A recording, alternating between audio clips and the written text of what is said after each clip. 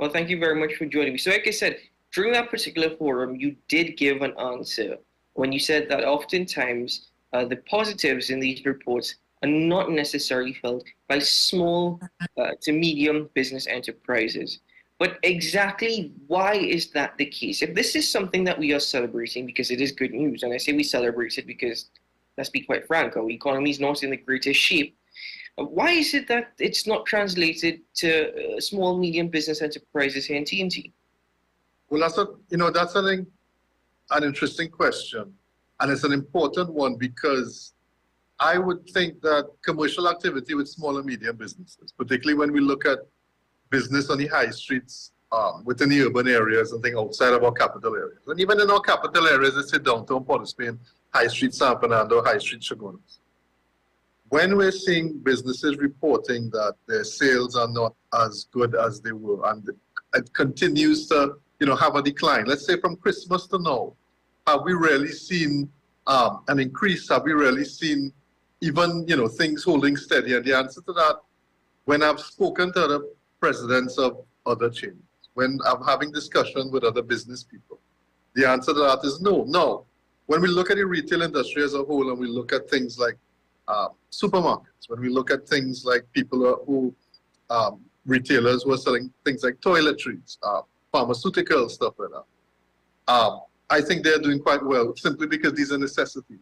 But what it shows when we have less commercial activity in other areas of retail, and I'm talking about high-end retail and what people would call budget retail or low-end retail, the reality, it speaks to people's spending power and people's disposable income.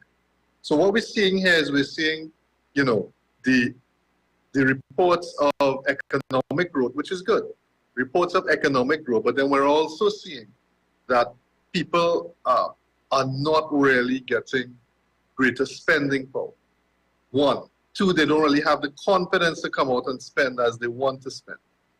Three, they're still dealing with or reeling from the effects of what they feel is inflationary pressures. Now, when it comes to inflationary pressures in the economy, there has been, there's reports of food prices, particularly food prices with regard to staple items. I think cereals, rice, flour, that sort of thing, dropping, and they have dropped. If you look at the World Bank reports and so on, you will see that these commodities have dropped. Unfortunately, however, we've had problems with shipping. So, for example, over the last couple of months, shipping has, double, triple coming out from the Far East and so on, simply because it was for us in the beginning, but the reports that are coming out now, it has to do with weather patterns and water in the Panama Canal. So less rainfall in Panama led to less water for the Panama Canal and then longer lines to pass through the Panama Canal, which meant that some ships had to take a detour or they were taking longer to get through the canal. That meant, however, that prices soared. So, for example, where containers were coming in from the Far East at 2,500 US, it's now up to 9,000 US. And that's crazy. Now, when you're looking at that, you're looking at what is the cost of future inventories of businesses coming into Trinidad and Tobago. And this would be across the board. This would be from everything that we import that has to come in a container. Then you understand that, there's always that level of inflation that's lurking in the background. But getting back to, the idea of despite economic growth, is it trickling down or are we seeing a boost in commercial activity across the board? And the short answer to that is no, we're not. Now, I understand that the government is saying that, the non-energy sector is doing quite well. And I can agree with that. I think when you look at what the export TT has really been doing over the last couple of years, they've been finding new markets regionally and in South America and so on for goods manufactured in Trinidad and Tobago. And some of that has worked. There have also been some small manufacturers that have been able to find niche markets and are working towards, exporting on that level. But what we're really seeing here is we're seeing established, very large manufacturing businesses, particularly in food and retail sector, which is our largest sector for export, food and beverage, sorry. doing well or doing better, I should say. And that sort of skews the numbers in that you may think that the manufacturing sector as a whole is doing well. But when we look at the manufacturing sector in Trinidad and Tobago, how wide and deep is it really? How many new people are coming into it, right? So we have been one, I myself have been one to say, let's try and diversify from retail, because traditional retail is not what it used to be. Let's try and diversify from retail into manufacturing. And one of the largest barriers to getting into manufacturing, small manufacturing, I would say, is not plant and equipment, because there's actually a grant up to 250,000 TT that new manufacturers can access, right? It really is property, in a sense, right? Where am I going to put my plant? Where am I going to put my machinery? And when you look at the market price for property in Trinidad and Tobago, rental commercial property, which would be, let's say, a warehouse, where you're going to put your manufacturing equipment in or start your manufacturing business, we're looking at upwards of $30,000 to $35,000 for something as small as, let's say, 4,000 to 5,000 square feet. And that's quite high when you're looking at, if you are manufacturing low-cost items for a mass market in Trinidad and Tobago, and to be competitive regionally, then really and truly, if you're starting, $35,000 a month is quite high. Now, there are e-tech parks, right? One of the issues with the e-tech park. Before you do continue, Mr. John, I just want to interject, because the point that you're making in respect to non-energy manufacturing, particularly food and beverage, and that is something that I've heard, especially from the Minister of Finance and the Minister of Trade and Industry over at least the last two budget presentations and budget debates. But that being said, I am still wondering how many people can access that grant if they don't necessarily have the financial backing to even establish a business. The overall point I'm trying to make is, if non-energy manufacturing and growth there is benefiting a few, then we are still missing out on a great opportunity for Trinidad and Tobago. And you speak about niche markets. What I've come to realize is that more and more, it's really down here when you have, as they say, local fairs or local, when people are promoting local goods for sale and whatnot. That's where you see a lot of support. I'm not necessarily hearing of greater opportunity for exporting. So when you speak about manufacturing and non-energy revenues, it's benefiting only a few here in TNT. I agree with that.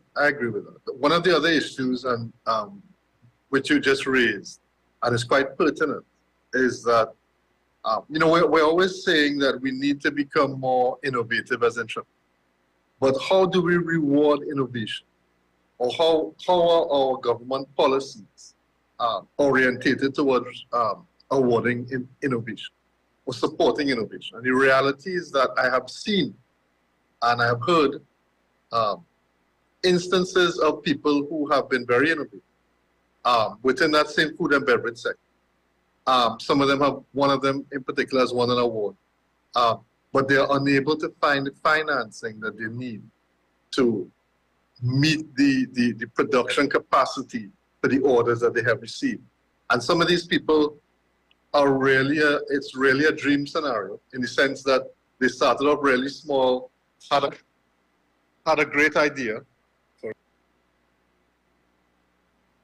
That happens sometimes, Mr. Chair. That's okay. That happens sometimes. No worries at all. If you can just continue. I think you're sorry, Mr. Chang. Your device is muted. Your device is muted. Right. They had a great idea, and then they got the orders, and the orders are so large that they are unable to fulfill the orders because they don't have the money to produce what they need, right? And then there's no sort of funding readily available for them to do that. There are also people who are willing to get into manufacturing, but they're unable to sustain the entire cost of the operation when you get into it and find out how much it costs to actually manufacture, a particular thing, particularly when it comes to, let's say you have an idea to manufacture anything with regard to beverages and and so on. There's a lot that goes into it. So, you know, so you find out that these people are stuck in the process, even though their ideas are sound one, and a good one as well. Now, I wanted to shift a bit to another aspect when it comes to retail. So it's often said that small and medium businesses are inefficient, and that small and medium businesses, we are the cause for the shortage because we import all these things, and we import low-cost goods and cheap goods, and we're wasting forex and so on. And, you know, frankly, this was never part of the conversation before, but in any case, when you look at Trinidad and Tobago and you look at the different levels of income in Trinidad and Tobago, you can't bring in only high-cost items. You have to bring in items that are the price point, you know, the price point is applicable to all levels of income. But even before I get there, let's get into the fact that many people are saying that we are inefficient because we are not online. So many businesses have been trying to move online. And then when you investigate how, you know, what are the costs of being online? The cost of being online is quite, you know, it can be quite expensive to somebody that's actually setting up a website and running transactions online. So what I've found, or what we've found in the Confederation is that when we've looked at these different banks and so on, the rates or the charges applicable to setting up your business online. So if you have an existing business and you're bringing it onto an online platform, the charges vary drastically from one bank to the other. The charges are also quite high, and the transactional charges are also quite high. And that is why if you look at some of the online businesses that are already existing online, you will see that many of them have a minimum order. And yes, the minimum order is there because the transactional charges are so high that selling an item or product that is priced below the charge per item to process that transaction doesn't make sense. And that is why you're seeing minimum. No, that's a very important point. I'm going to get to banking in one moment, but going back to earlier points about foreign exchange, relative to our current situation, the IMF has indicated that foreign exchange reserves and beefing that up essentially needs to be a priority and a focus of the government. That being said, what you've spoken of this morning, relative to our situation, are small and medium business enterprises large consumers of foreign exchange here in TNT? I would say no. I would say that there is, as far as I know, that when COVID came in, the government determined that there's a prioritized ranking for Forex, for the types of businesses that should get preferential access to Forex. And these were certain items when it comes to food, pharmaceuticals, and toiletry, certain elements of toiletry.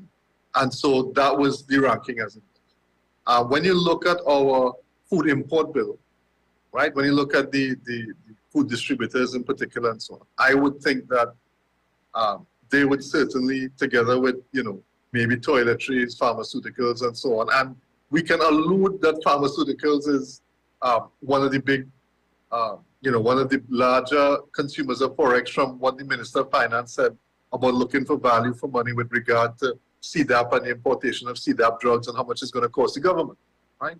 Obviously, that alludes to how much, you know, pharmaceuticals, as it were, are being imported in Trinidad and Tobago. Now, this is not about me condemning or attacking any other business that is accessing Forex. I understand the need that we have as a small country. Everybody needs, and with a small manufacturing base, we are going to import most of the things that we need on a daily basis to sell our other ones, right? That's the reality.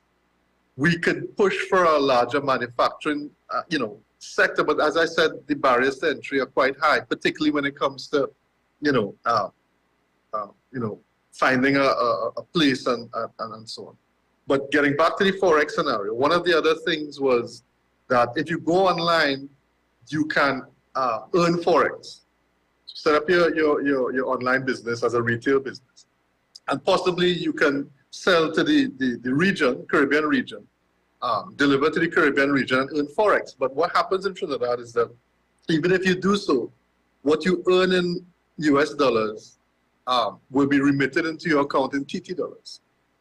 So the only way that you can set up an online business in Trinidad, sell to the region, whatever it is that you're selling, even if it is, in Trinidad, your inventory as it would be to set up your business in another territory. You register your online business in another territory, which allows you, like Cayman Islands or somewhere else, Panama or wherever, which allows you to then earn Forex into that account rather than bring it back into Trinidad.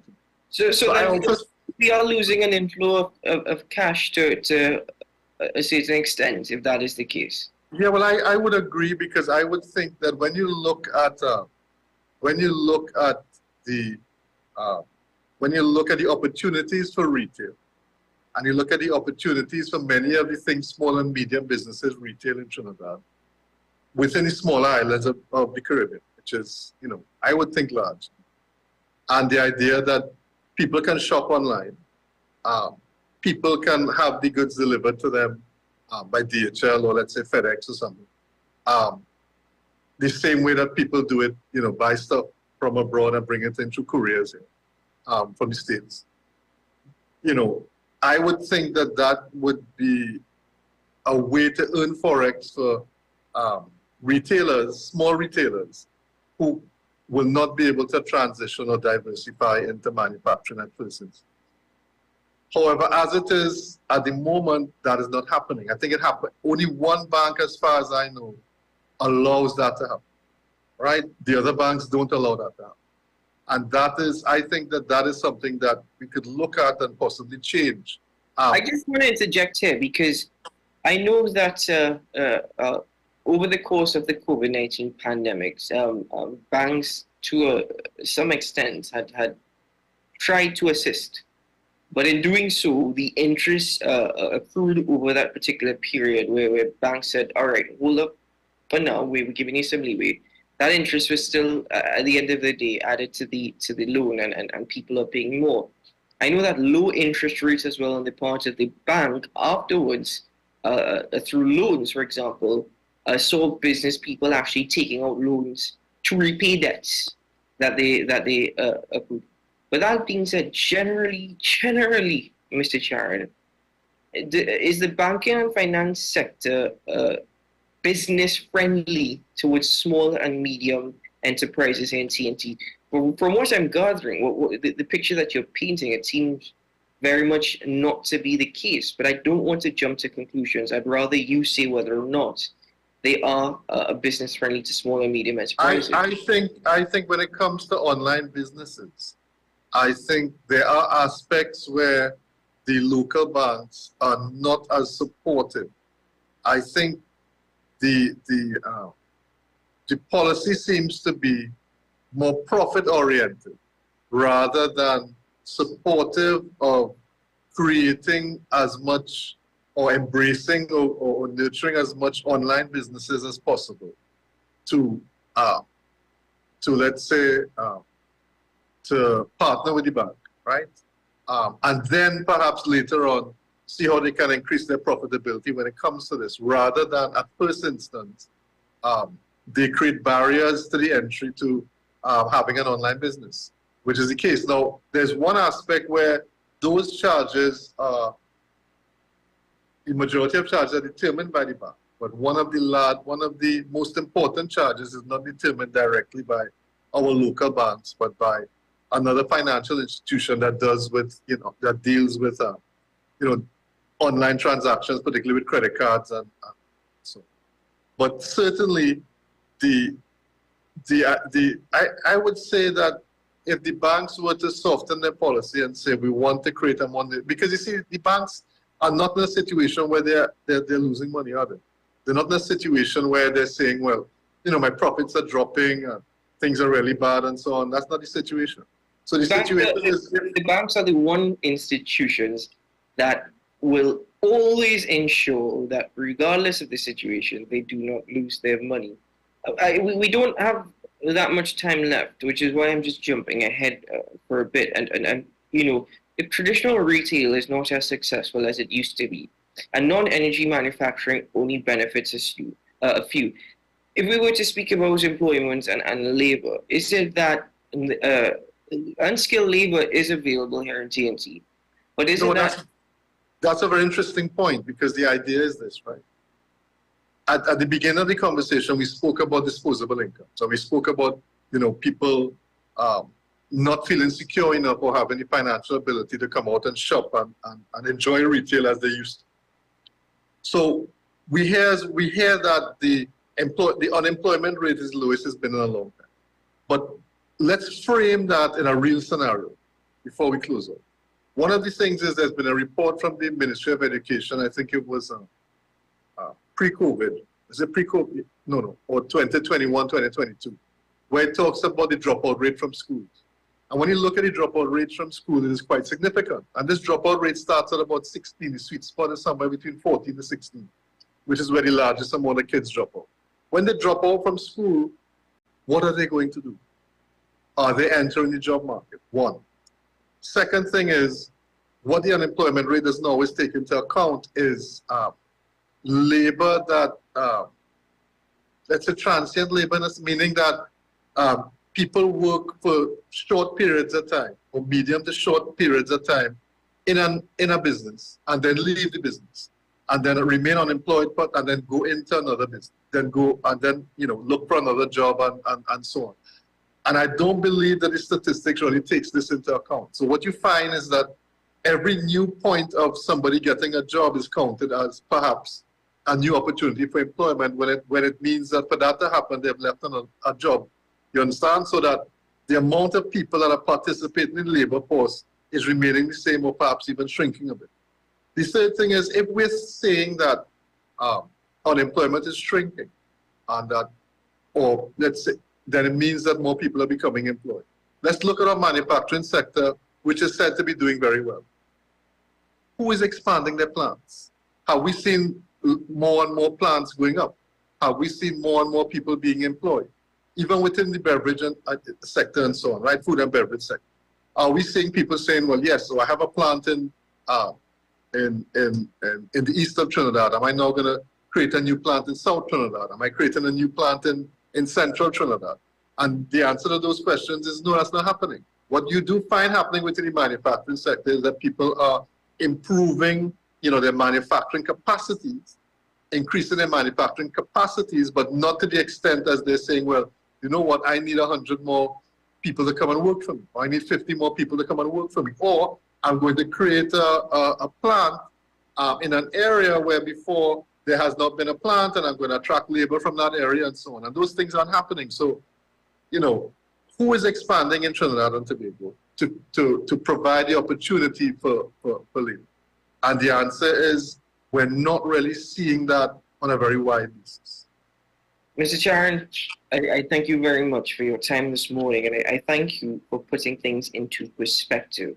I think it is absolutely critical, very important that these discussions are, because I always wonder, when I see such positive news in these reports, whether or not everyone in TNT could feel happy about it. I do hope, though, that if growth is set to expand, that eventually it trickles down, because we haven't even, we've spoken in the past about the ease of doing business, and to a great extent that is probably exhausted at this point, but it all ties in as well to the conversation that we've had this morning. But nevertheless, thank you very much for your time, Sue, and thank you very much for sharing your thoughts and opinions with us.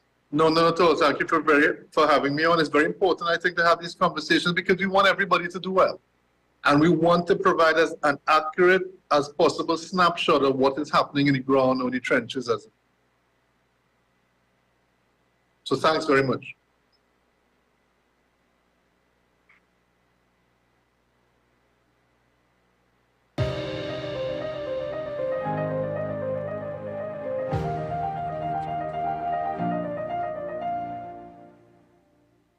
Imagine a world where arguments don't exist. CICR is a full-service conflict resolution company that offers mediation training and workshops for all. In 2024, our 40-hour workshops are back, giving you all the tools you need to become a certified mediator in Trinidad and Tobago. Want to know more? Call us at 768-6778 or visit our website. Let's work together to make the world a better place. FanZone, your reliable, authentic supplier, has just gotten better. You can now visit our website www.fanzonett.com for your authentic wear and collectibles. The only place where you can use both your Visa debit and credit cards. Visit our website fanzonett.com to make your purchase today.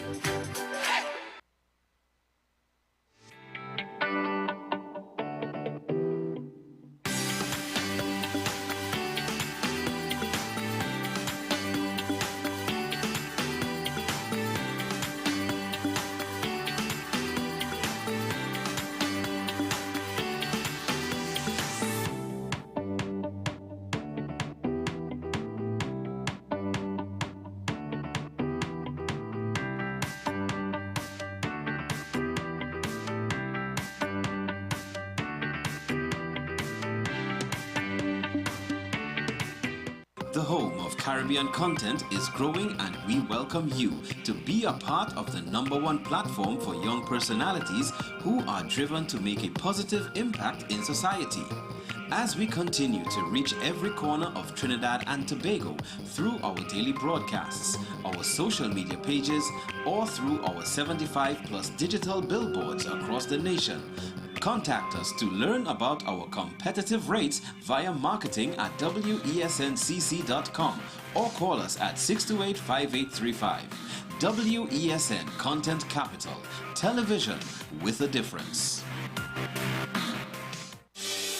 Join me, Dr. Nalini Kokram, on What's Up Doc, where we discuss all your burning questions concerning health.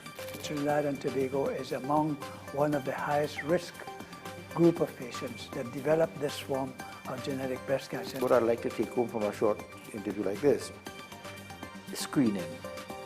You must screen. Because it's silent. It's silent. Yeah. And because it's silent, you don't know it's there. What's Up Doc, every Tuesday and Thursday on WESN Content Capital. Coming soon to WESN. Pastor J, I want to get a tattoo. You really want to me. Respond to me how you would respond to me. The first question I'll ask is why? Controversial taboo topics. We get so consumed by church, we forget that we have to live the life of being a Christian outside of the Sunday. Like you say, services. we think going to a service makes us a Christian. Exactly. Yeah, right. So we are about to hear the second time Pastor J wanted to take a tattoo. Would have been late last year and early this year. Oh gosh.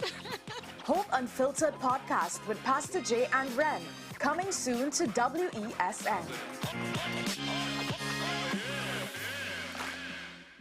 This is 10 Questions. I'm Andy Johnson. The distance from where we should be in the world in going forward on our commitments with climate change. The effects of climate change that cannot be accounted for. It's called loss and damage. And we're seeing loss and damage happening so much more in this decade and the previous decade. The principal term there was this question of the correspondent banking issues. That is why we're trying to build capacity with this country here, Trinidad and Tobago, and other countries in the region. Man is not showing any signs of stopping or even slowing down. More than half of the forest in Trinidad is already gone. All the plants and all the animals and all of the nice clean water and fresh air and everything had to be on this planet for humanity to have a chance. We have small change when it comes to countries that can take decisions, and when they speak, the world listens. The General Assembly is a very democratic forum. And Trinidad and Tobago has the same vote as Canada, in spite of the obvious difference in size.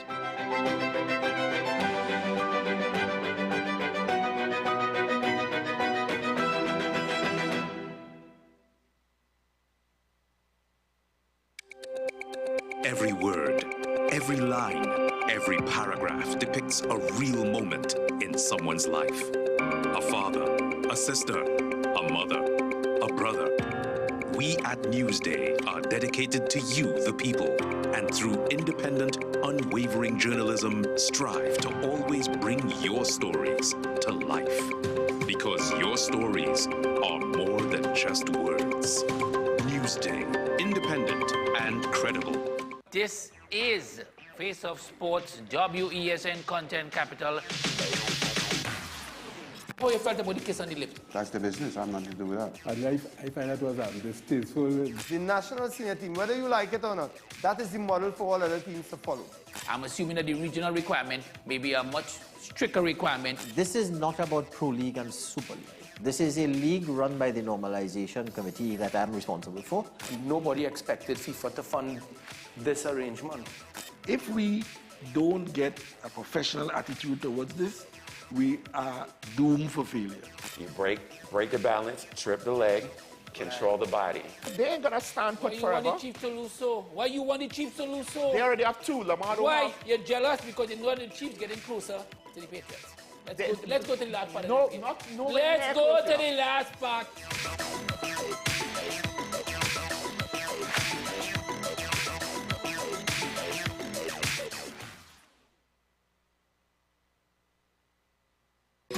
Take some time for yourself or spend some time with the family at Sandy Point Village Hotel.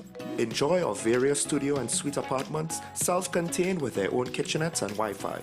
We also have our famous 100-foot swimming pool and our beachfront restaurant, The Steak and Lobster Grill. And our location in Crown Point puts us near the center of activity from the nylon pool to the local nightlife. Call us and make your reservations at 639-8533, 389-2378 or email us at sandypointvillagehotel@gmail.com. FanZone, your reliable, authentic supplier, has just gotten better. You can now visit our website www.fanzonett.com for your authentic wear and collectibles. The only place where you can use both your Visa debit and credit cards. Visit our website fanzonett.com to make your purchase today.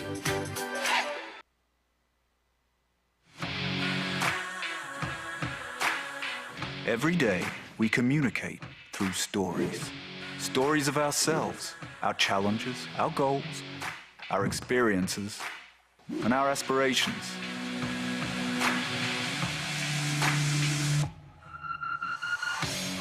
Storytelling is an art that we have mastered. WESN Film Studios comprises a collaborative team of experts with extensive industry experience locally, regionally, and internationally.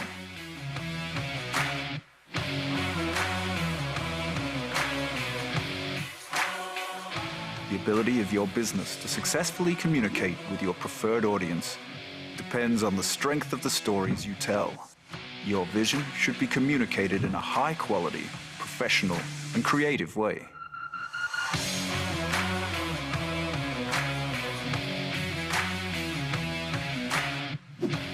From concept to post-production, advertising to film, multi-camera productions, live events, streaming, and virtual conferencing, we are WESN Film Studio. Let your own unique voice be heard and your vision realized. Call us today at 628-5835 for your next production.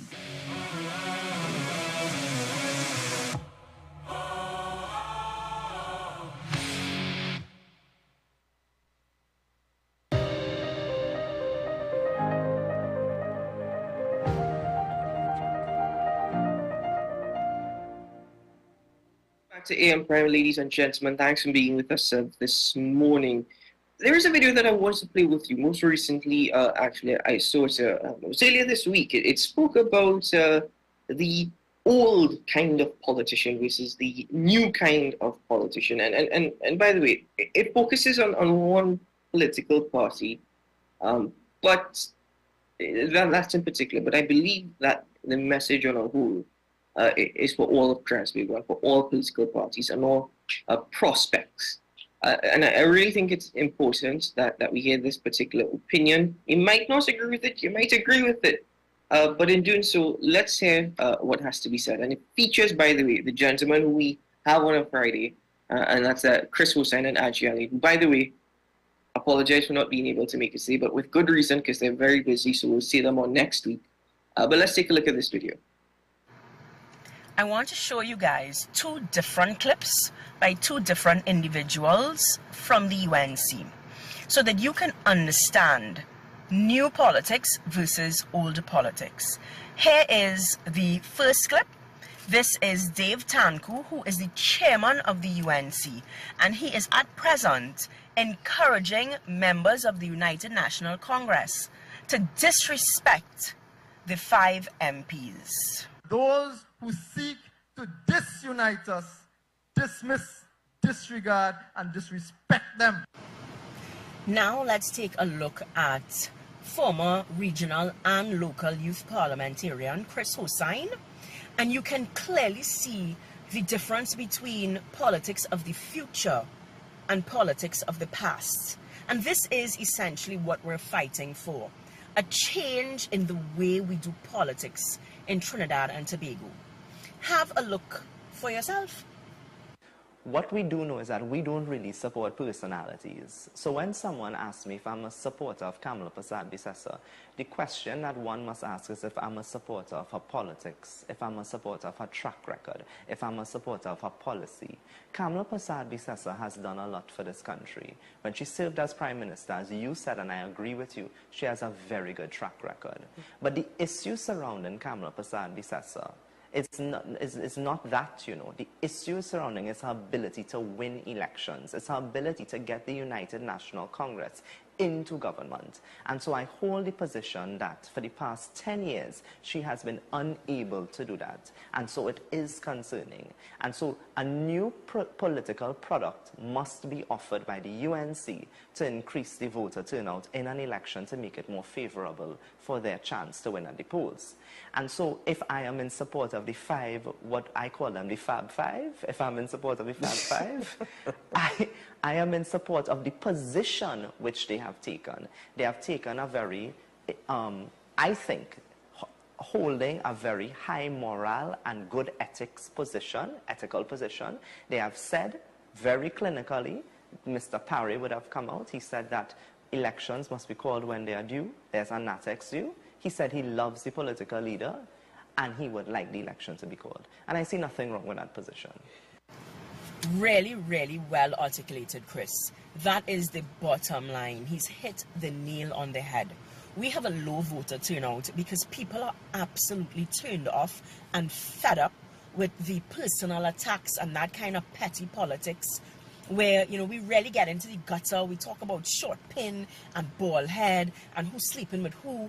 We want to get away from that. We want to discuss policies, your plans. We want data-driven politics. We want results. That's what we want to hear. Performance and policies over personality. Well done, Chris. And shame on you, MP Tanku. You know, you're the chairman of our great party.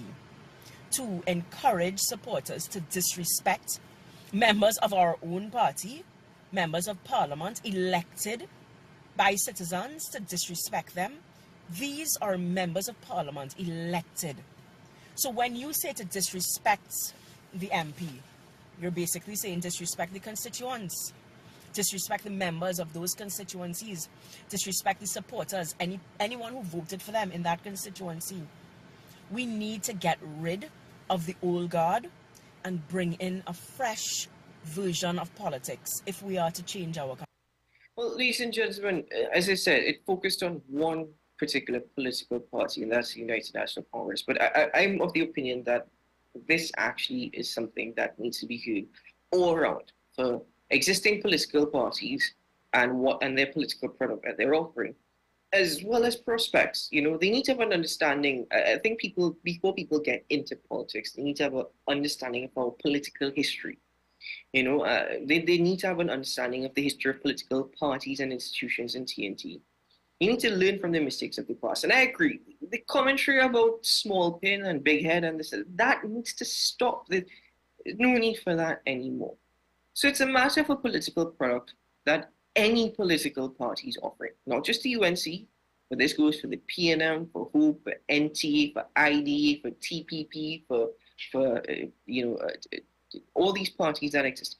As far as I'm concerned, the frustration is getting worse by the day. This week alone, imagine that this week alone, things are so petty that we're having a debate over who's cultured, who's not cultured, because of how you eat doubles. And this is taking place in the walls of Parliament. Now, quite frankly, you may have your opinion on that. My simple opinion is this don't even belong in these serious debates. You lose the whole essence of the debate when you get caught up in saying who and who cultured about eating doubles. And by the way, I know a number of people eat doubles with a knife and fork. You might say it's wrong, but whatever. I find that the flavors in the fingers, right? Anyway, ladies and gentlemen, it's just frustrating. It's like a couple weeks ago as well. The Prime Minister's questions. The Prime Minister missed a sitting of Parliament, I think 2 Fridays ago, because of the death of his brother. And the chief whip for the government actually, in this particular case, leader of government business in the House, actually spoke to the Prime Minister's absence. Whilst not speaking in detail about why he was absent, the Prime Minister, the night before, who was in Tobago, actually mentioned that his brother had passed away. The next day, he missed the sitting of Parliament. And the opposition went on they went on a rant, how the Prime Minister disrespecting the House and sanctity and this and that. And by the way, I am not quoting in verbatim in case anyone wants to correct me there. I am simply saying that at the end of the day, any politician still remember that they are humans too.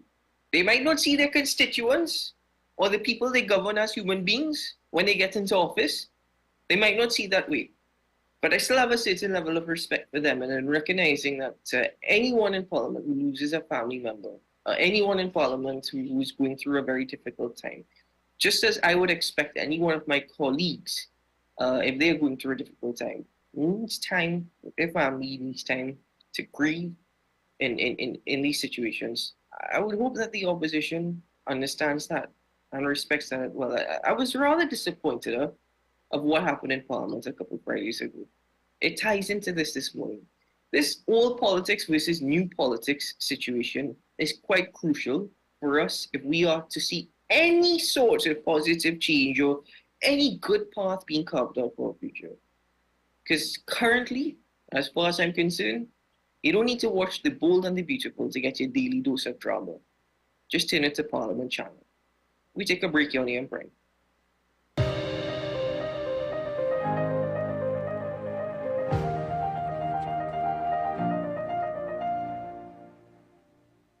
Imagine a world where arguments don't exist. CICR is a full-service conflict resolution company that offers mediation training and workshops for all. In 2024, our 40-hour workshops are back, giving you all the tools you need to become a certified mediator in Trinidad and Tobago. Want to know more? Call us at 768-6778 or visit our website. Let's work together to make the world a better place. Folks, we're back and better than ever. Your show have always appeared to be a show that is focused on going to the cause or looking to the cause. We hardly ever talk about the white-collar crime, though. We always talk about the ones that involve more as physical violence against individuals. The citizens will only measure transmission when water starts to flow through their taps. The Constitution doesn't talk about local election. Contract mafia that's responsible for looting the country and they own and operate these politicians. So if you are running a country and you can't say nothing as a prime minister, please take up your bag and go. It is not comparative to the murder figures, but it is in fact very high. I believe he's protecting certain individuals.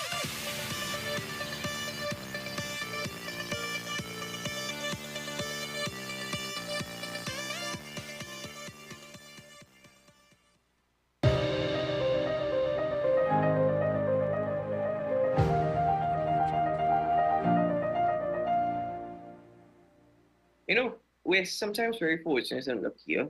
I mean, we made one phone call and we were able to get the author, the producer of that particular video on Air Prime with us. She joins us now, Ms. Marsha Walker. Hello, good morning. Welcome to the program. Hi, good morning. Thank you for having me. Thanks very much for joining us.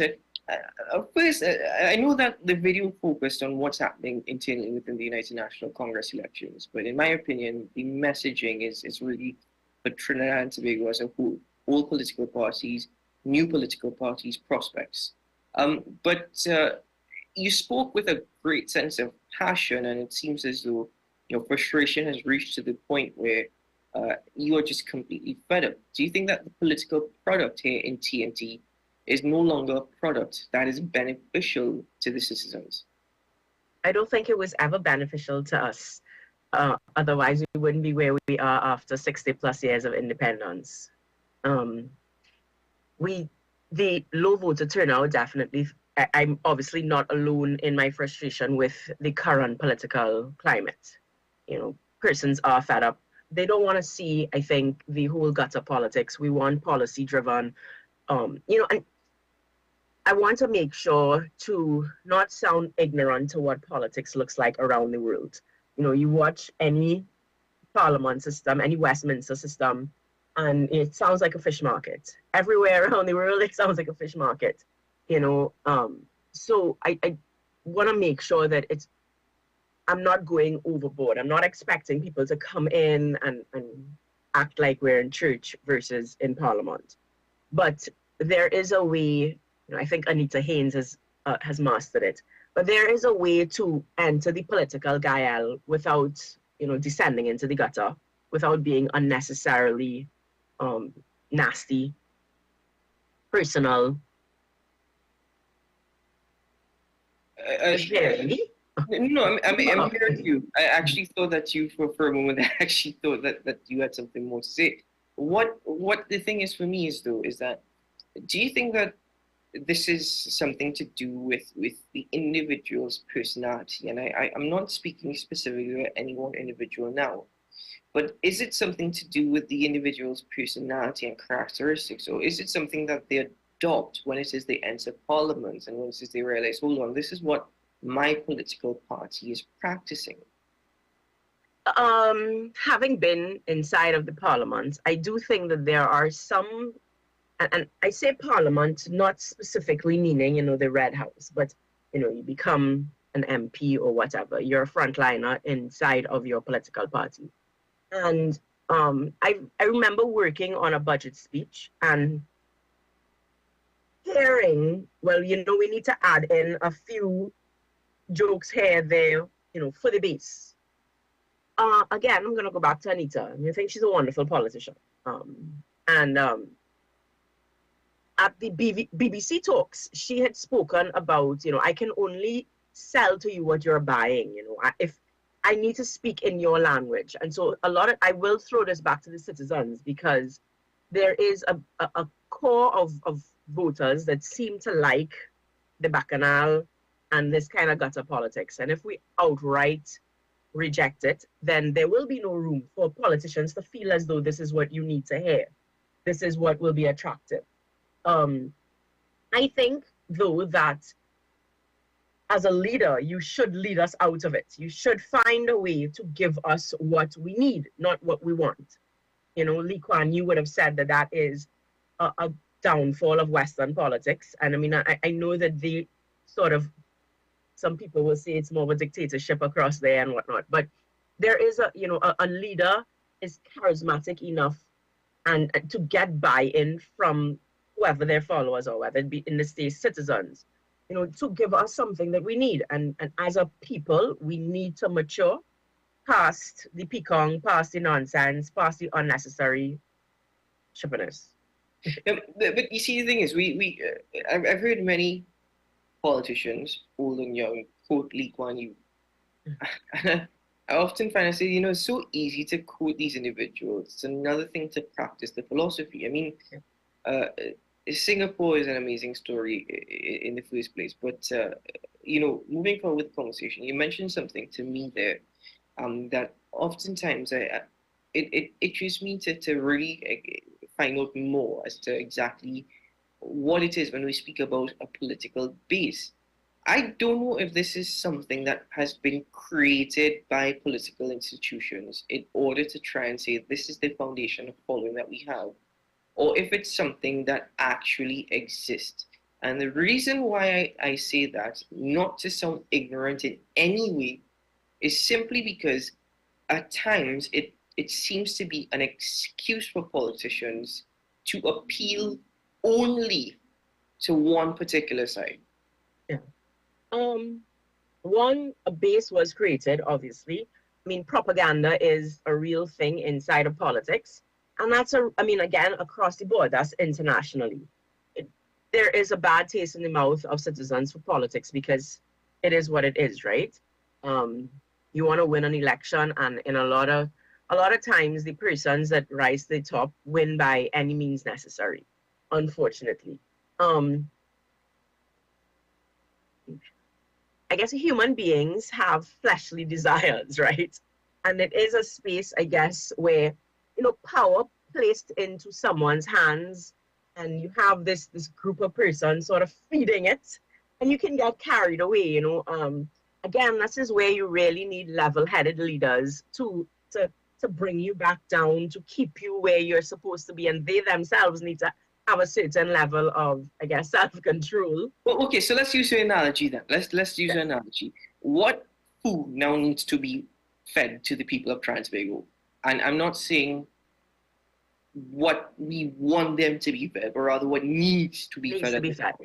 Okay, so also, let me just, before I go into that part, there definitely is, I am not pretending to it's not an easy task, because you're saying that there's a message that seems to only be going to one side, and I think that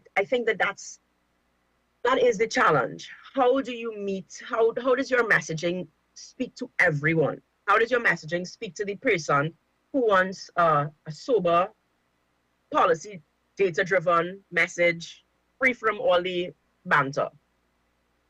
And then you have the person who says, well, she ain't rough enough, she ain't tough enough, she not grounded, she not on the ground, she can't speak to us, we can't relate to her. How do you do it?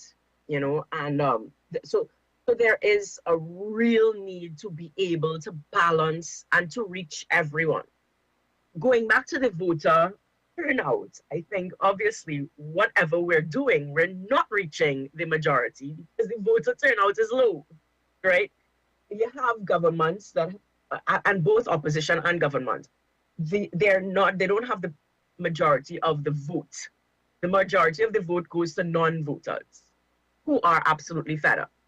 What do you feed to us? You have to feed to us a mature politics now, a policy-driven. First of all, we need a sense of hope. And a sense of hope is not going to come through petty politics. It is going to say, look, this is where we are at as a country. And you have to give that sense of reality. So you do have to, I know that Keith Rowley tries to do that, because you hear him say, we have tough times. I remember in the first term, when his victory speech sort of said, we're approaching tough times. I don't know that he does it very well. I think Mia Motley does it much better. She does not come and give you this kind of pipe dream approach that, everything is airy-fairy. We have no problems. We live in paradise. You get a sense of seriousness from her. You get a sense that this is where we're at as a people. But you know what, Bajans, we could pull together and get it done.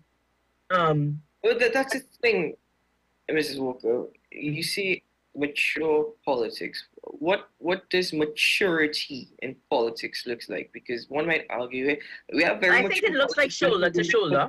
50+ years, huh? I think it looks like shoulder to shoulder. So you are leading me by walking with me. You are not standing up saying, do this, do that, do this, do that, but you yourselves aren't willing to do it. And I think that is what's lacking. So for example, if we were to use, Keith Rowley, our current prime minister, you have his cabinet making a lot of callous statements, the macaroni pie, the Pol Pot, while they themselves have not said, well, you know what, we will start with ourselves. We will take a pay cut. We will do whatever, however. So you talk about, citizens, and citizens are part of the crime situation, and citizens need to do this and citizens need to do that, while you walk around with your special branch. So there is definitely a sense that you are not in this with us. You really are not. And I think that is where, that's the first place to start to get that buy-in. Really being there with us and us feeling that you are with us in this. So when you talk about, ban your belly, you have banded your belly, but when we just see spending mismanagement, you've lost money here, you've been scammed out of money, like, are you on share or something, and when you see that, and there isn't a sober message that comes, there isn't a real apology, a genuine, we've done something wrong, our Minister of National Security has not been able to get crime under control, our Minister of Finance has lost $3 billion. The buck stops with us, and we have to see action, whether it be, and I mean, I know the whole reshuffle doesn't really augur well for us because it's like shuffling a pack of jokers. But it may be that you have to fire people and bring brand new persons in. We need to see something that says to us, that genuinely says to us, we've done wrong. Now that is something that... Okay. I'm interjecting because I hear you. No, I hear, the philosophy that you are preaching. But let's say I'm an established political party with a strong base. I'm disregarding voter turnout. I don't care about voter turnout. Why do I need to do all of this if at the end of the day, based off of the divisions here in TNT, whatever it may be, it doesn't matter.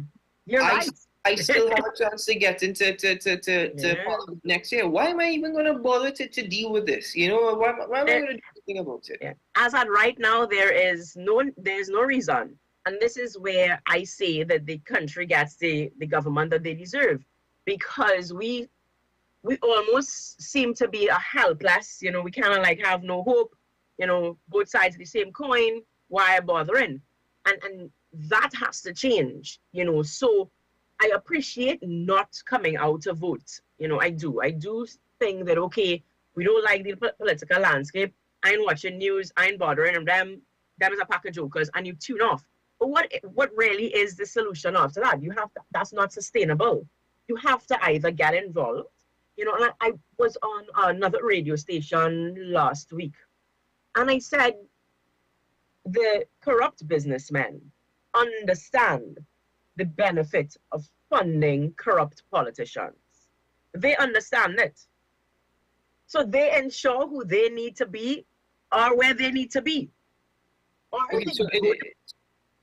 No, again, good point, but I'm interjecting because I'm listening to you, and a lot is coming in, and the thing is, to me, you're seeing that the country, especially in TNT, is getting the government they deserve. But how do you inspire people to come out and vote or participate in politics if it is that political parties only care about their base, it would seem, or only try to appeal to the base? Does that mean that they are forgetting... We need change. We need change. No, hold on. Does that mean that they are forgetting Trinidad and Tobago as a whole? If Ms. Walker, if it is that you want to see change, if it is that you're going to see change happening, it's going to start with the people of TNT. It's not going to come out of a political party. But the political parties are made up of people. They're made up of citizens. So, for example, and I will use my own story, in 2015, I did not vote. I fell prey to the Section 34 and all the different propaganda. PNM is very, very good at it. And I chose not to vote. I thought that we had no viable alternative, and I chose not to vote. But I understood that that was only the first part of my protest. I use protests loosely, right? After that, what was the next step? So the next step was I get involved, actively involved. I become the change that I want to see.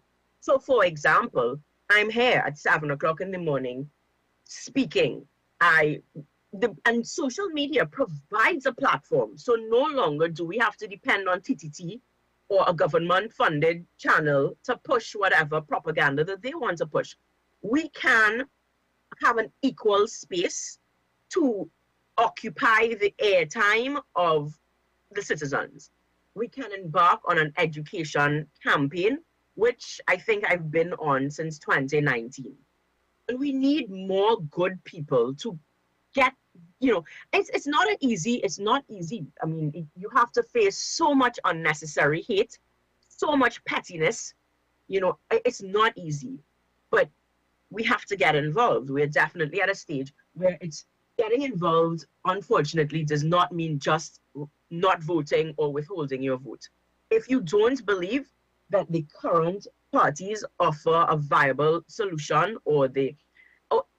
listen, I think that UNC remains the vehicle to change. That's why I am part of the internal change, the process of that. But you have to get involved, and that's the bottom line. Citizens have to get involved. They have to put themselves up. This kind of, it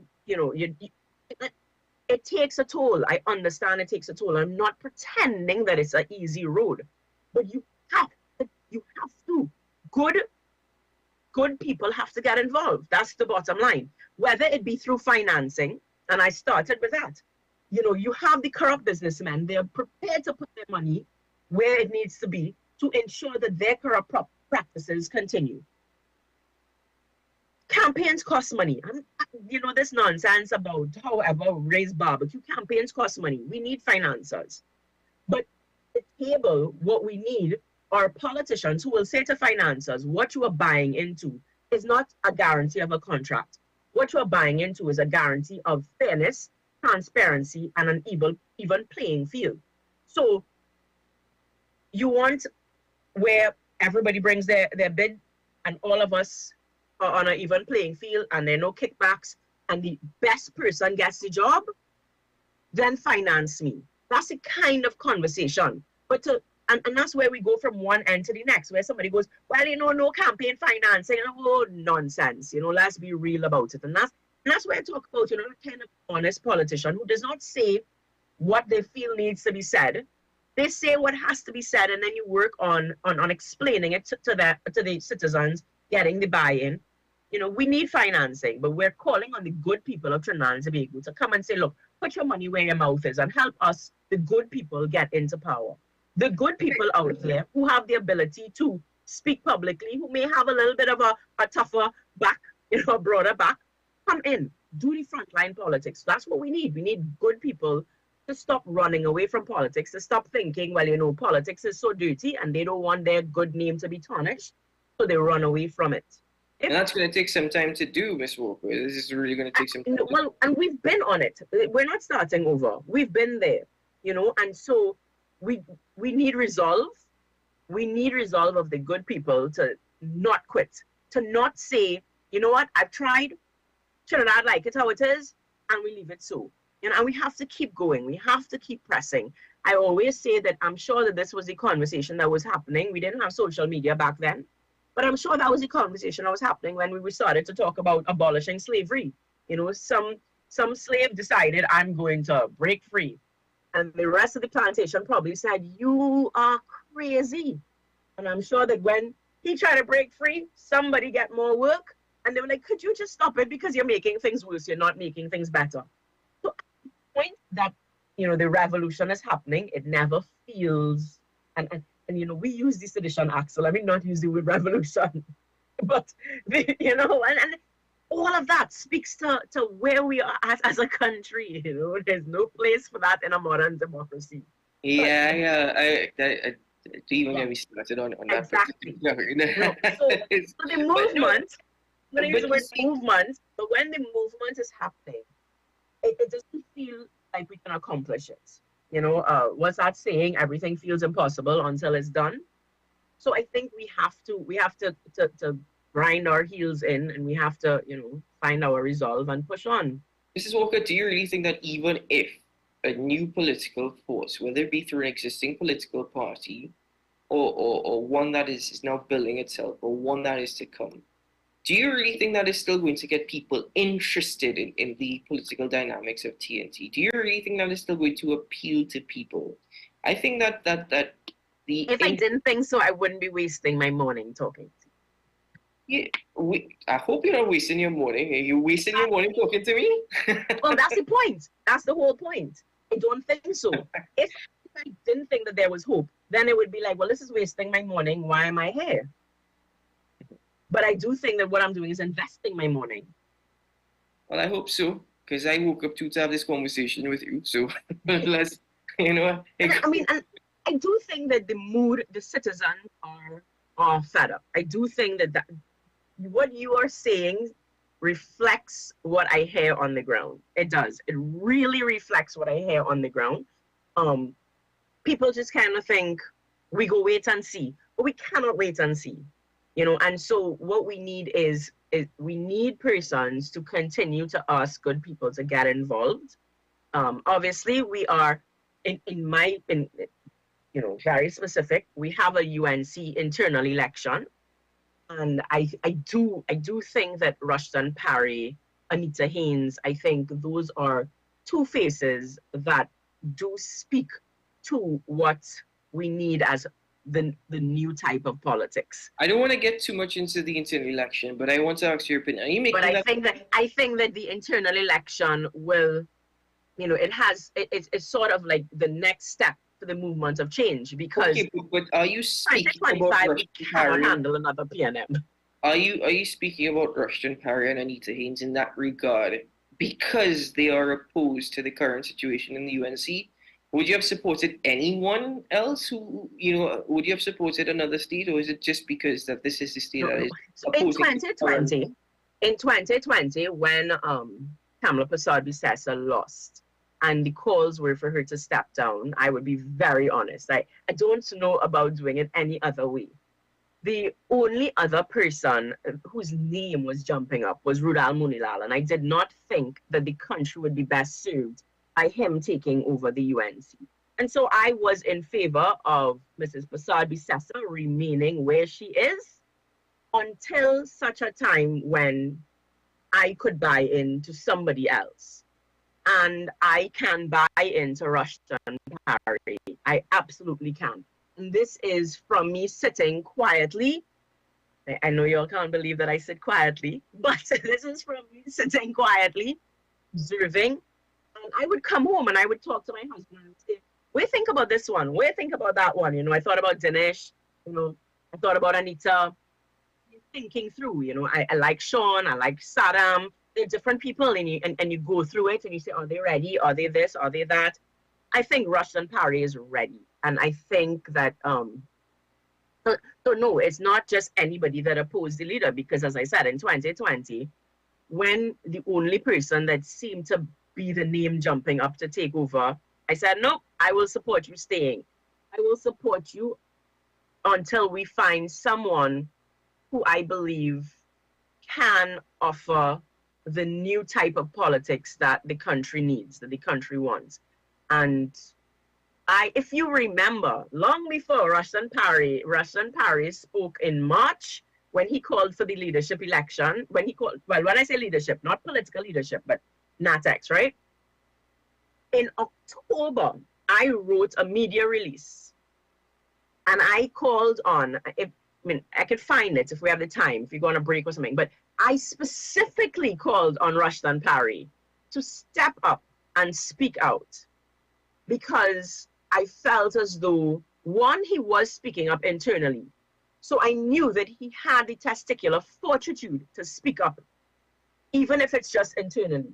You know, because you sit around the table and you go, what is wrong with these big hardback men and women who know we are sitting around the table and you know what is being said is wrong, and you are just singing for your supper? And I had a real problem with that. Obviously, I was pissed out of the block. I resigned and I said, I cannot sit through this anymore. I simply cannot sit through this. And I have to speak up. I then said, more people need to speak up. I remember, you know, Victor, are you going to speak up? You know, I'm not going to call all the other names because not all the other names have spoken up, right? But, you know, there's murmuring constantly. Everybody's prepared to murmur, but not one person was prepared to speak up and speak out and say enough is enough. And Rushton Parry was doing it, right? And so, and once you say no enough times, you start to get the cold treatment. So for me, I thought speaking up no longer could happen internally because it's not working. You're just getting sidelined. We need now somebody who's bold enough to mount the campaign. And so respectfully, Parry answered the call. Respectfully, Mrs. Walker, you've used yourself as an example. And in doing so, we can say this is an example of the cost of speaking out. This is an example of the cost of speaking out. And in doing so, that in itself is going to frustrate people further and turn them off. That being said, though, if you going but back, this is the benefit. I spoke up, and now we have. I think for the first time we have a movement, just like we had with Ramjack G, that led to the. What happened then? Hold on. Coming back to the general conversation that we're having, if there is to be a shift in political dynamics here in TNT, as you said, political parties are the vehicle. But do you think it also starts with people probably educating themselves a bit more, that the people in front of it will be becoming more? It starts with political education. Yes. But as I said, it's not going to come from a political party. Say that again? That's not going to come from a political party. The political education? That has to come with people making an effort for themselves. I think that one, the availability of the information. It amazes me, and I mean, and it's very hopeful that, you know, I remember when people say, why don't you do TikTok? I say, talk. You know, people don't want to hear about politics. Lo and behold, you know, my TikTok does well, right? And when I go out and I'm recognized as, you know, yes, talk real sense, what I note is that it's not the traditional person that's recognizing me. So those are the ways on the ground that I can tell people are listening, because I'm having conversation, like, go change a flat tire, sit there and somebody said, are you Marsha Walker? And conversation happens. And so much so now, sometimes I just want to not talk politics. I just want to lime and have someone not talk politics with me because they recognize me as, oh, look, this lady talks politics. I'm going to talk to her. And as I've said, it's not your traditional base. They're young. I mean, from every ethnic group in the country, from, you know, whether it be rich, poor, working class, not so working class, all different areas. Persons recognize, and we can have conversation, and they're speaking. So I think, as I said, we are in the age of information. It's easy. It gets to you. And that's where, you know, so that, I think that's the difference. You know, persons don't have to go to TTT or go to Parliament channel, listen to Parliament channel all day to get their information. We can clip things, half minute there, 1 minute here, and drip feed it to you, make it palatable to you. And I think that that's the difference. We are in a space where we can give that education in a manner that's palatable, that they can receive it, and, you know, I mean, open their eyes. That's the movement. The movement has to be one of political education. So do you think that, and this is my final question to you, that if that political change does not come within the near future, and I mean, I know the repercussions of such, but speaking about you, as you've used yourself as an example, would you continue activism? Do you think it's beneficial for you to continue, you know, your sense of activism, if it is that all your efforts does not necessarily lead to the change that you think TNT needs? After June the 15th, we will see what's next. I think you have to take life one day at a time. I mean, yes, you have plans or whatnot. But I guess after June the 15th, we'll see. You know, I've made my position clear. I will not certainly be putting my name on any ballot under the current administration because I cannot toe a line that I don't believe in. So to me, it makes zero sense for me to start. You know, it's not like, it was one thing to be in it and then say, you know what, I can't toe this line anymore, and you get out. I know I can't toe the line, so I'm not going to get in under current leadership. And again, I use leadership in a broad term, right? Not in the dictatorial version of leadership. So after June the 15th, we'll see what's next. Well, if you're pretty, you could always come on here, Brent. But yeah, sure. I mean, listen, the thing is, we have to continue. So we do have to continue in terms of educating. I remember after 2020 saying, do you think I could still, I think that I've always been independent. That's what I would like to think. And I do preach away from tribal politics, that at the end of the day, I chose a UNC ticket. I think, strategically, that makes the most sense in terms of getting Trinidad going. And I've spoken about NT and well, now Makila and all of that. I do think that where we are right now, 2025, what we need is a strong UNC to combat what is an organizationally strong PNM. Whether they're competent, they can run a country or not, they know how to win elections. And so we have to buckle down, and UNC is strategically the best option. But we also need to make sure that it's not just we win an election and then everything falls apart, because the country needs a real turnaround come 2025. So we need to ensure that we have a sound political party that will form a sound government. I put it this way, Mrs. Walker. We are out of time, but respectfully, yeah. In this particular instance, the current, structure of the political parties that exist, it's very difficult to digest that the UNC is a very sound party. But like you said, we'll see what happens very soon. But the foundation is there. It can be, and it can be a sound party very quickly. The constitution is there. It's the same thing with the PNM, Mrs. Walker. The foundation is there. It can become very much a sound party. I would say no. The PNM has a little bit more legacy-based politics, financier-based politics. The UNC, there is still a space for myself, who I didn't know a single person inside of UNC. I'm from Diego Martin. I grew up in a house that happily wear red and go and, campaign for PNM, Diego Martin. The kind of propaganda, and that's something that we need to understand, the kind of propaganda that you're fed in a PNM constituency, that if you vote for somebody other than PNM, you're not Christian, and you're voting for the devil and all kind of whack things. Listen, it's a serious brainwashing that goes on, right? So I can say I knew no one from UNC, but they approached me because same thing. They saw me on TV, they saw me speaking, this is somebody that we want. This is the kind of face that we want. I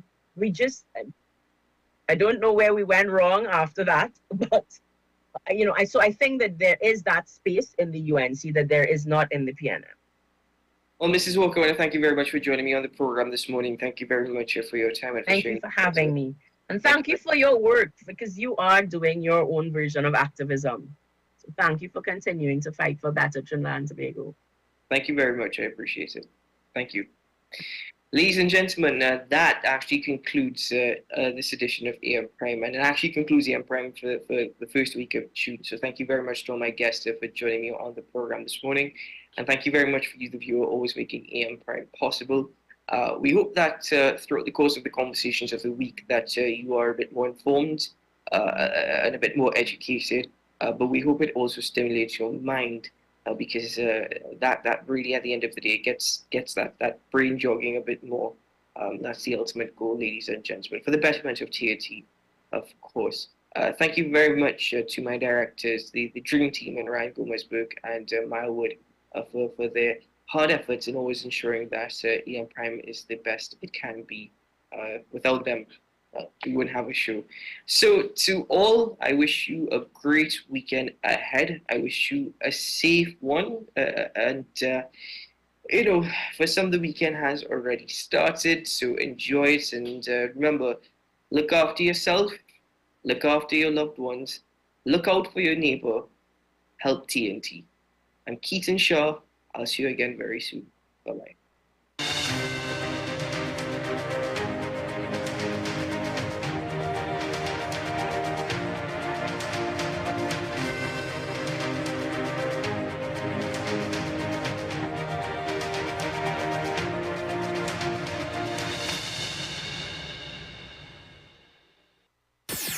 WESN. Folks, we're back and better than ever. Your show have always appeared to be a show that is focused on going to the cause or looking to the cause. We hardly ever talk about the white-collar crime, though. We always talk about the ones that involve more as physical violence against individuals. The citizens will only measure transmission when water starts to flow through their taps. The Constitution doesn't talk about local election. Contract mafia that's responsible for looting the country and they own and operate these politicians. So if you are running a country and you can't say nothing as a prime minister, please take up your bag and go. It is not comparative to the murder figures, but it is in fact very high. I believe he's protecting certain individuals.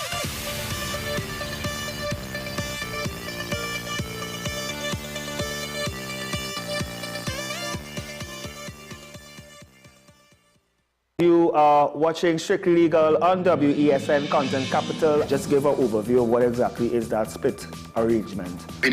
Nah, you don't need to register nothing. We can do that another time. But then it becomes a hit, and then everybody starts to want to claim. The laws that predate many of the independent countries' constitutions are going to be those colonial laws. We know there are an infinite amount of circumstances that would lead to a murder. I have a great idea and I have a great concept, but until it's actually expressed, it does not become intellectual property. Accomplishments or targets of a forensic accountant is to quantify what may have been lost. They believe we defend criminals and we manipulated the law and we exploited the system. A responsible journalist will reach out to the person who they have the information on for a comment.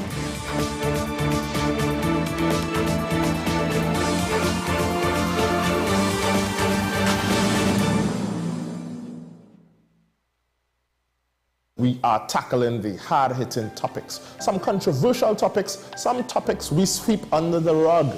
You don't always have to forgive in a relationship for it to move forward. If it is you are in a situation where you forgive the person, but to the detriment of yourself, what are you really doing? It is very uncommon for somebody in the younger age group to have dementia. Atheists don't not believe. Is that I can't disprove God, but you also can't prove God, so we kind of have a stalemate. We'll focus on the woman who's being the victim, right, or the man who's being the victim. We exclude the children. Folks are trying to study the underlying brain mechanism to figure out how does this particular disorder happen in the brain? How is the brain processing this? Don't worry about AI, worry about humans working with AI. Are you willing to learn new skills to stay relevant for the future job market? That's the challenge that people are going to struggle with.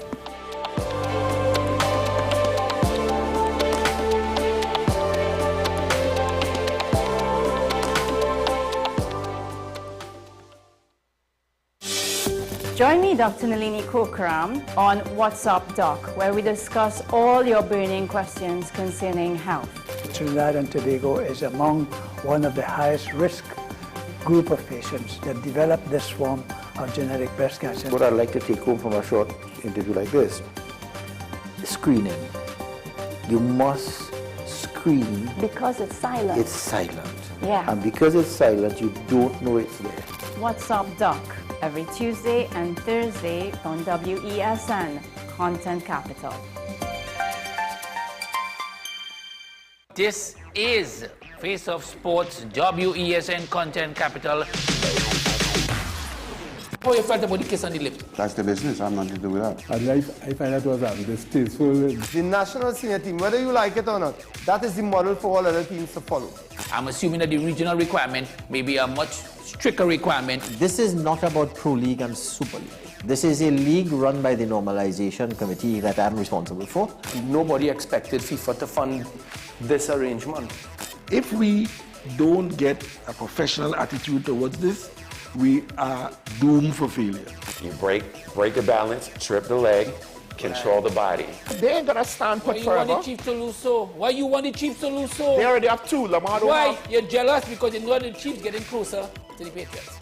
Let's go to the last part. No, of the game. no. Let's go to the last part.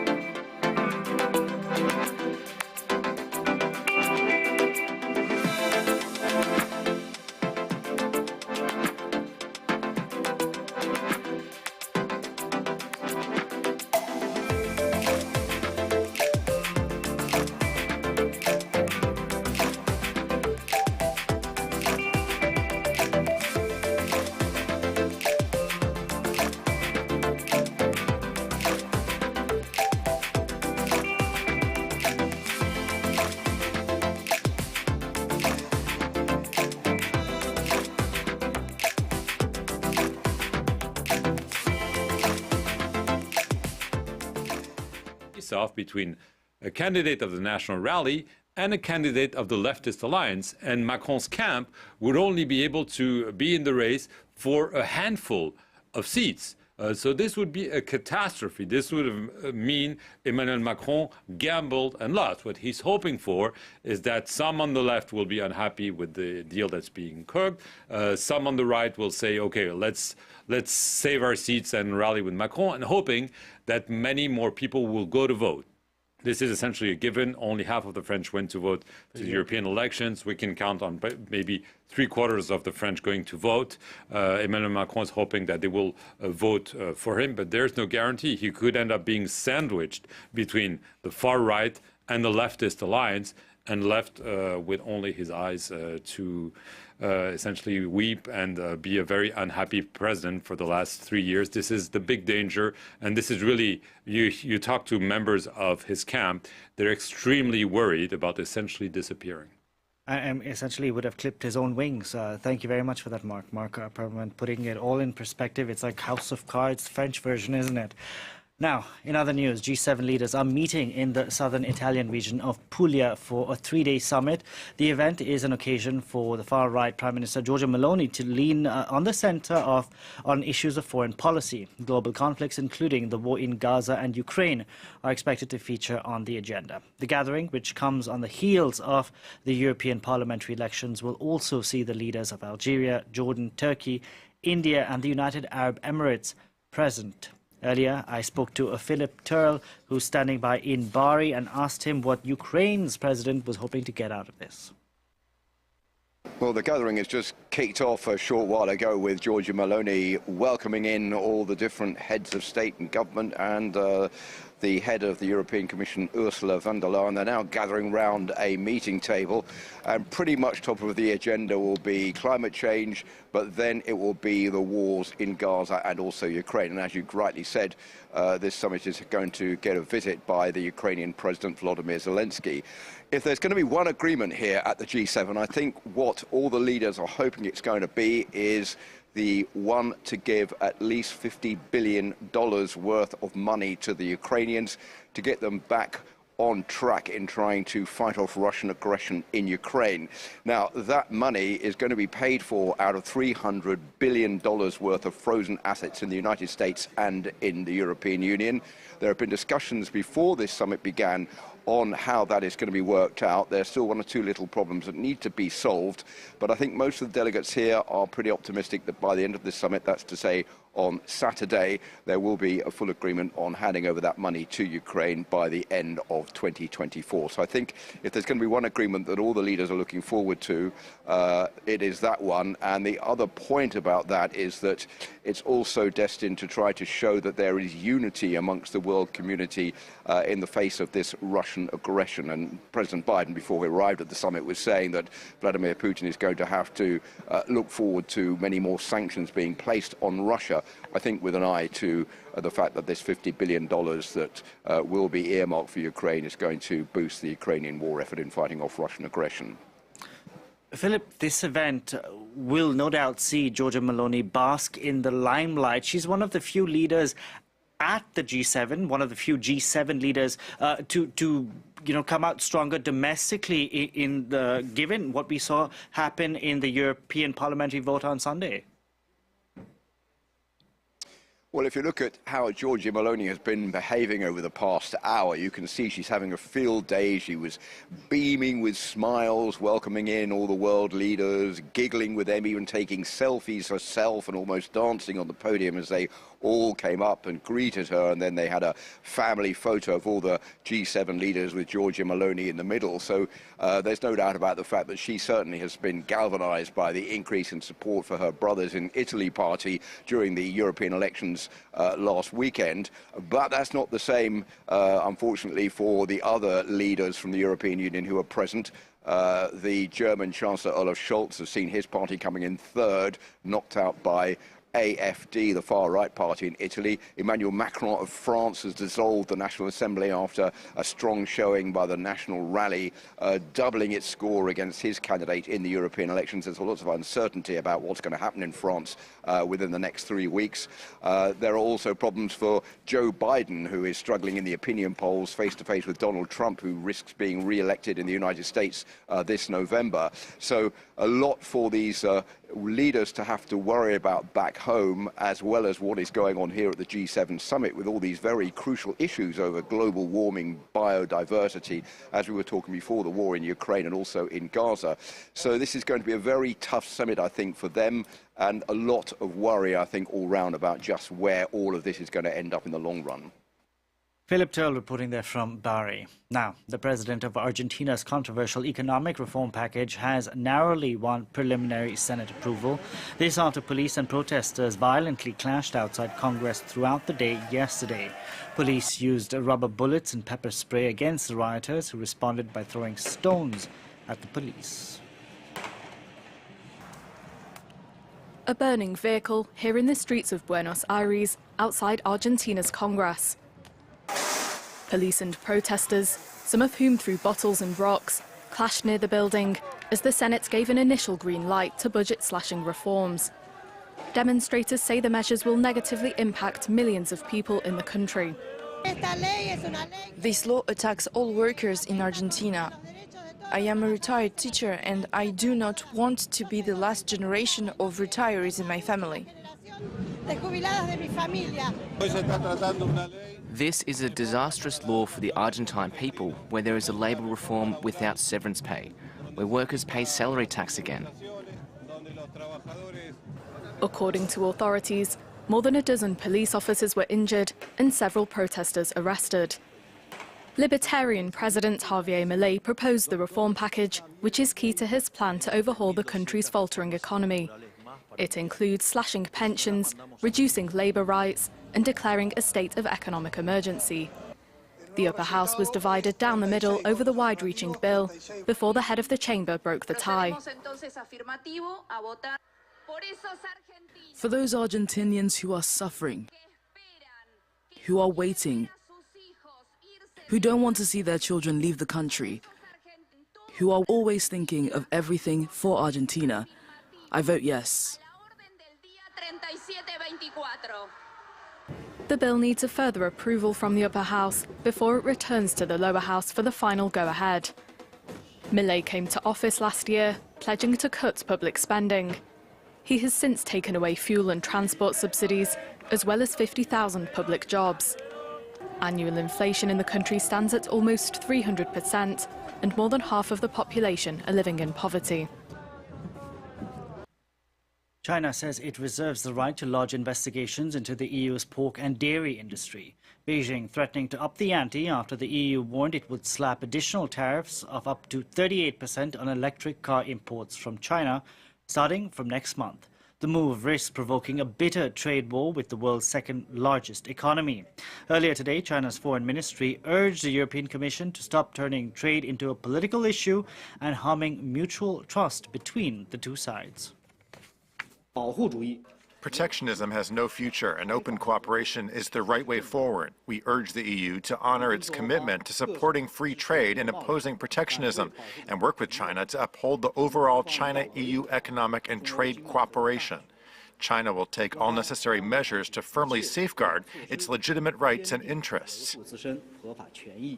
Now, the Amalfi Coast in Italy is famous for its rugged shoreline and sea-facing towns. Over 3 million people visit the area annually, and each year local authorities try and introduce measures to limit the impact of over-tourism. Natalia Mendoza reports. This is one of the most beautiful coastlines in Europe, the Amalfi Coast, which has been a UNESCO World Heritage Site for nearly 30 years. With its sheer cliffs descending into the sea, the area is overrun by hundreds of thousands of tourists every summer. It's beautiful, but very, very crowded. Just overcrowded, it's hard to see anything in the amount of time that you get to visit these small places. So it's hard to do anything. You feel like you're herded like cattle. We've seen people from Argentina, from all over Europe, from the States, from everywhere. The whole world is here. I think that limiting the number of people is kind of hard. But it would be a good option to avoid these crowds. To control the crowds, a plan of alternate circulation has been put in place during the busiest days. The objective? To limit the flow of tourists and the traffic jams on the only road that connects the 10 towns on the coastline. On even days, only the vehicles with an uneven number plates can come through. And people that have a reservation at one of the area's hotels, they're exempt from the fine. Anyone who doesn't follow the new rules can be fined €60, like these tourists who find out about the measure way too late.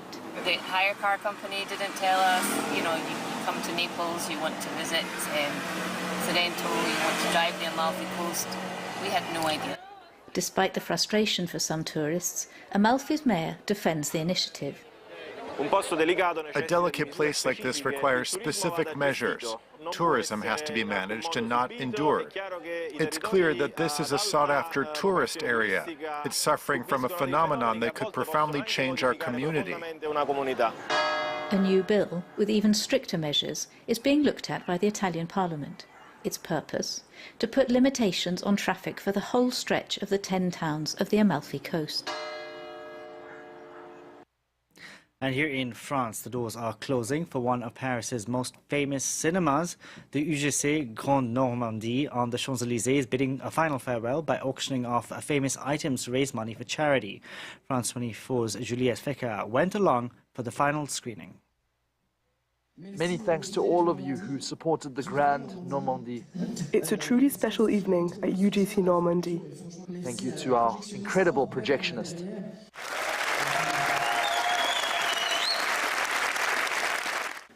Over 600 people came to pay tribute to what has long been called the most beautiful cinema in France. I came to say goodbye because I know this is the last time I'll get to see a movie in this place. So it was now or never. Words of love and farewell, marking the end of an era for this legendary cinema of the Champs-Élysées. After 87 years of existence, the cinema is no longer profitable. There's been a decline in the numbers of viewers coming to the Champs-Élysées. Also, luxury brands are taking over. They're increasing the avenue's prices, which means the rents keep going up. The luxury boutiques mainly cater to tourists.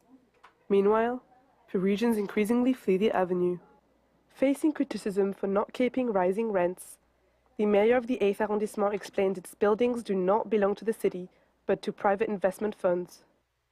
It's not up to us to impose our will and negotiate. It's up to groups like UGC to try and find a way to negotiate lower rents. The last 2 decades have seen the Champs-Élysées cultural sites closing one after the other. Of the 20 cinemas once on the avenue, only one remains today. We can now bring in France 24's Solange Mougin. Solange, great to see you as always. Now, the closing of this UGC cinema is just one example of the dichotomy that is the Champs-Élysées, because on one hand we have certain big businesses that are booming, but on the other, others are struggling. So what's the problem, and what makes the Champs-Élysées so particular? Well, first and foremost, it is Les Champs. It is this iconic avenue that some call the most beautiful in the world.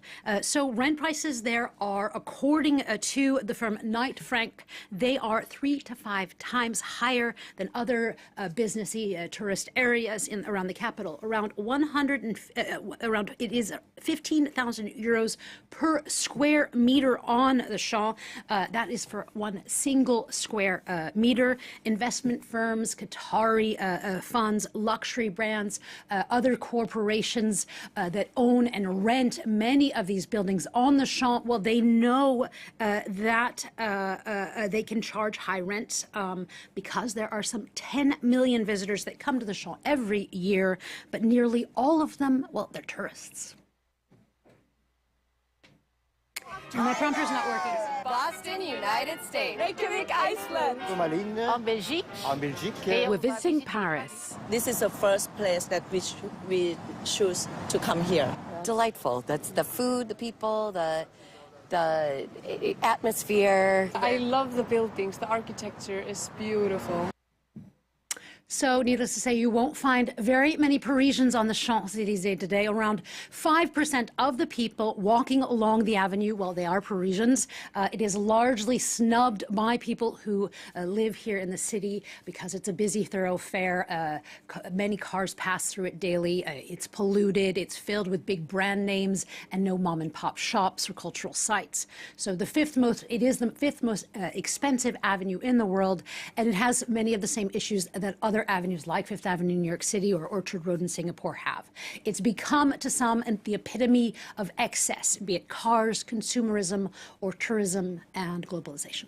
But Solange, Parisians haven't always snubbed the Champs-Élysées. It used to be quite a happening place. Yeah, just like in the famous song by Joe Dassin, even in its choice of its actual name, it is named after the Elysian Fields in Greek mythology. Well, the Champs-Élysées used to be a place where Parisians wanted to go, nearly 2 kilometers in length, some 70 meters wide. It's been a thoroughfare for over 350 years. In 1670, King Louis XIV, he wanted a road to travel from his Louvre Palace to Versailles, but it was swampland, and it was actually quite dangerous with bandits and actually quite smelly with a lot of sewage. So his gardener, Le Nôtre, he created it, and work finished on the Champs as we know it, in 1709. It's actually along this route that thousands came asking for bread during the French Revolution. But at that point, it was still a road. It wasn't until the 1830s that it became a place to shop, to have a cafe, enjoy the good life during the day, but also at night, as it had gas lamps along it. And this shows the extent to which the Christmas light celebration on the Champs is a big thing. It's also a major it's a place of societal gatherings. It's a place where on the 14th of July, National Day, Bastille Day, a major military parade is held, except for this year because of the Olympics. It's also where protests can occur at times, as we saw with the Yellow Vest movement there. And it's also a place where people gather after France's major wins in soccer matches, for example. I was just thinking of that, yeah.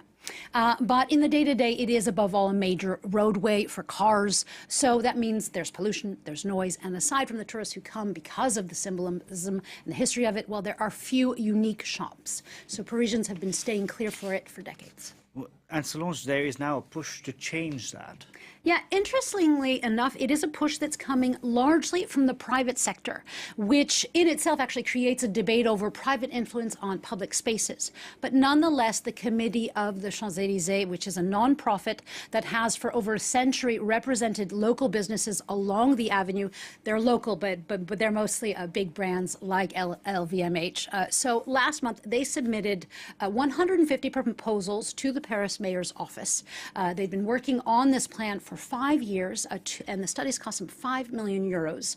And they are essentially proposing to reduce the number of lanes of roadway for cars to 2 lanes, and to make the avenue much more walkable with green spaces, and also to better connect the 2 roundabouts that are at the end, the Place de la Concorde on one end and the Arc de Triomphe on the other end, and to connect them with a greenish park-like promenade area to hang out, to shop and revel in Paris.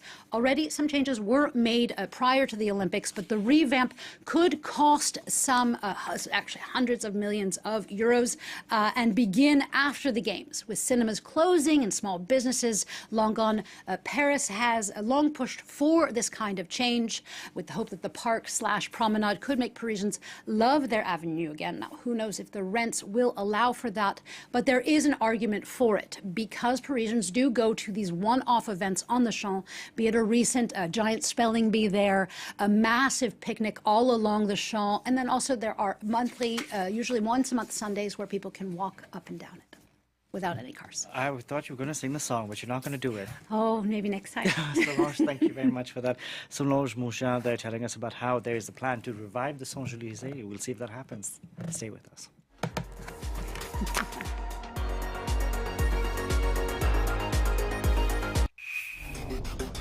Welcome to Across Africa, our weekly look at stories from across the continent. France 24 special correspondents and reporters investigate the latest events making the news in Africa. Politics. Young people are very involved and interested in these elections. Economics. Such a high concentration. Climate change. I am proud of our generation. Conflicts. It's time to have a reparation. Across Africa, what's happening across the continent? With Georgia Calvin-Smith on France 24.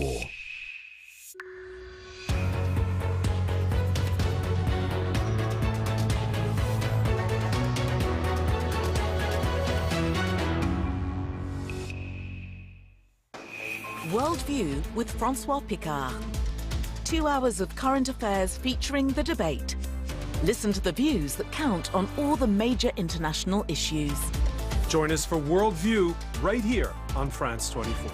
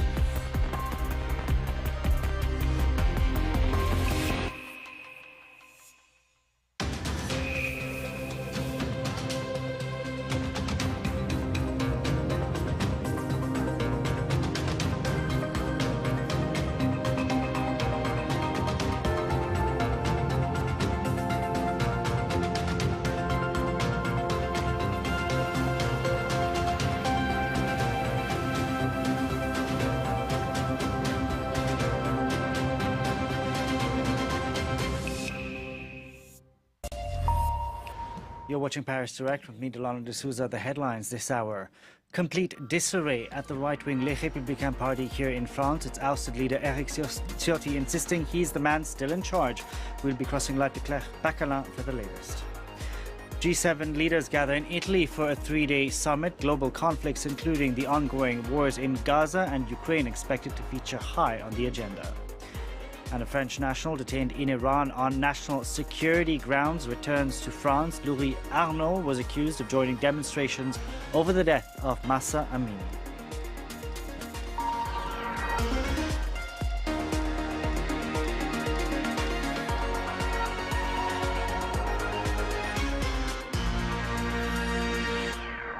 There is complete chaos at the right-wing Les Républicains party here in France. This after its leader shocked the country when he said he was seeking an alliance with the far-right party of Marine Le Pen.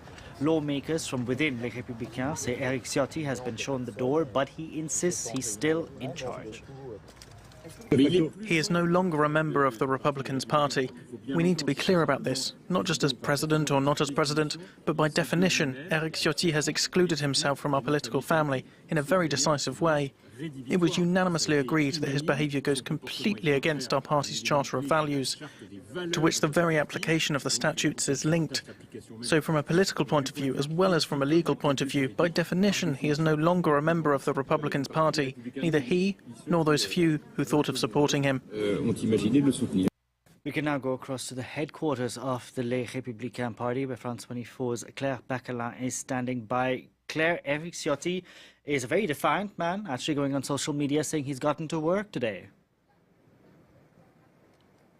Certainly. Well, here I am still outside the Republican Party's headquarters. We haven't got much news now. This is lunchtime here in France, and we do tend to find things begin to quieten down a little bit in the lunchtime period, but things should heat up a bit more this afternoon. We are waiting to hear from the heavyweights in the Republicans Party, who we understand are meeting by video conference. They say they will be validating the exclusion of Eric Ciotti from the party. Yesterday they approved it. That's what we heard when they made that announcement yesterday. Today they will be validating it, and they say the end is near. At the same time, of course, we have Eric Ciotti threatening legal action, saying he was elected leader of this party. He is therefore still leader. But in a counterbalance to that, you'll have the heavyweights of the party coming back and saying what Eric Ciotti did, unilaterally deciding to align himself with the far-right party of Marine Le Pen, that went against the party's statutes. It went against the party's internal rules, and that therefore means that they can exclude him from the party. Claire, you said things quietened down during lunchtime here in France. Not if you're Eric Ciotti, who's sitting down for lunch with the far-right Jordan Bardella. What is Eric Ciotti trying to do here? Either he's digging in his heels with this, in terms of seeking this alliance with the far-right, or he's looking to jump ship. They quietened down in the sense that they're not coming out and making announcements to journalists, because they are having lunch and discussing politics. That's what I mean when I say they quietened down. What we understand Eric Ciotti wants, for instance, in his constituency in the south of France, in Nice, he is planning to run to become a member of parliament there, but the Republicans Party will also be running a candidate there. And we may see that in lots of different constituencies across France. You might find a situation where we have the Republicans Party running a candidate and Eric Ciotti running also candidates, but kind of for the Republican parties, but not really, but therefore aligned to the far right. So it'll come down to what the base wants, what the members of the party want. Do they want to vote for Eric Ciotti or a candidate who's in his camp, who's therefore aligned to the far right? Or do they want to vote for the traditional right-wing Republicans Party, who are not aligning themselves with WESN?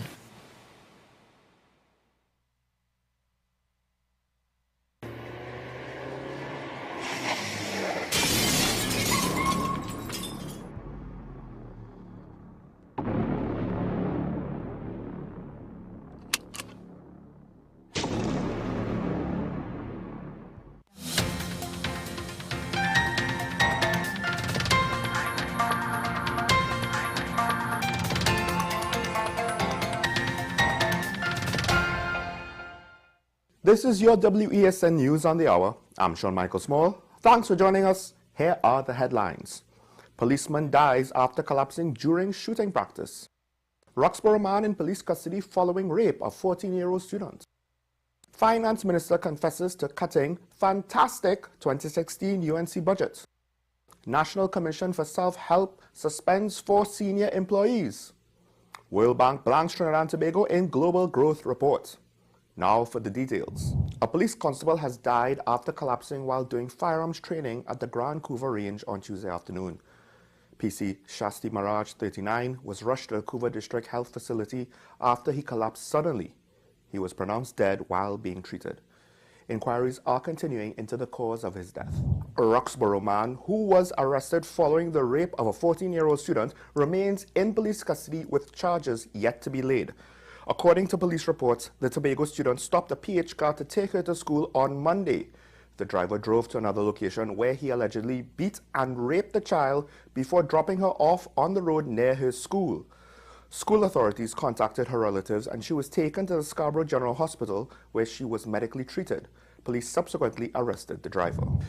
Finance Minister Com Imbit admits that although the Kamala Persad-Bissessar government had prepared a 2016 budget prior to losing the 2015 elections, he implemented expenditure cuts when the PNM entered office because of declining oil and gas prices.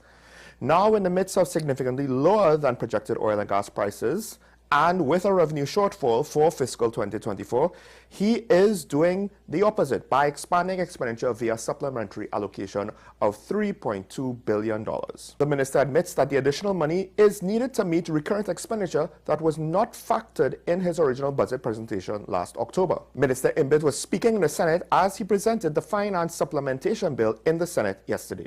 Because in 2016, we had to use the budget of the UNC. The UNC had prepared a budget for fiscal 2016. They didn't think they would lose the 2015 election.